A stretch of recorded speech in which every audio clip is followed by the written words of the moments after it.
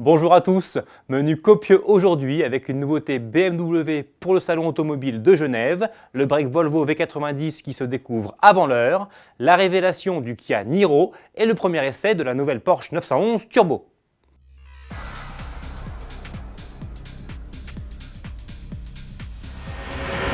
Vous avez découvert il y a quelques jours la plus puissante des BMW série 7, l'Alpina B7 biturbo forte de 608 chevaux. Et bien voici maintenant la M760L iX-Drive.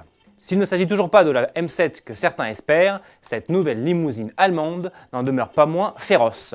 Développée par la division Motorsport, elle reçoit en effet un V12 essence à technologie M-Performance Twin Power Turbo. Cube en Silite 6, ce dernier développe une puissance de 600 chevaux et 800 Nm de couple. Associé à une boîte automatique à 8 rapports et à la transmission intégrale X-Drive, ce cœur expédie la M760L à 100 km/h en seulement 3 secondes 9. Cerise sur le capot, cette bestialité s'accompagne d'un kit aérodynamique M. Pas mal pour une limousine. Et puisqu'il s'agit justement d'une limousine, la BMW offre évidemment luxe, calme et volupté à ses passagers.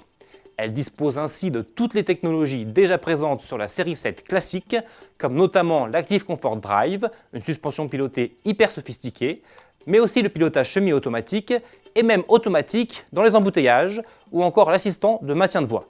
Cette nouveauté sera à découvrir début mars sur le salon automobile de Genève.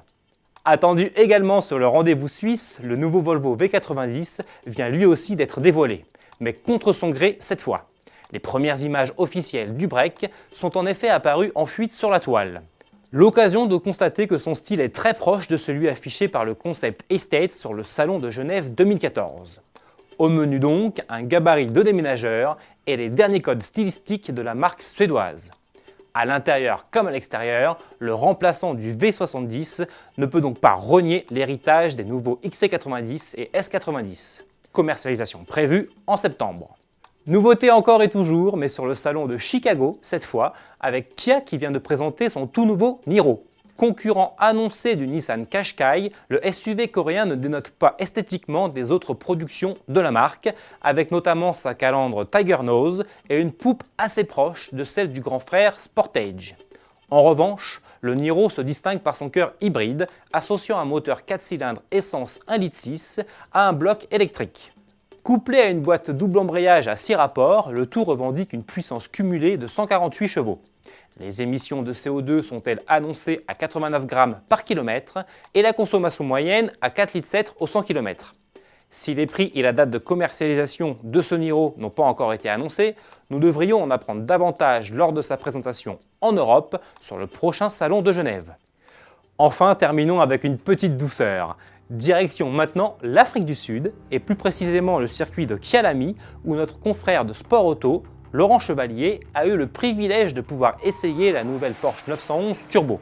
Je vous laisse avec lui et vous dis à lundi. Côté technique sur la 911 Turbo, il n'y a pas de révolution, plutôt des modifications, des réglages qui la rendent un peu plus précise, un peu plus puissante, encore plus performante et toujours aussi sûre.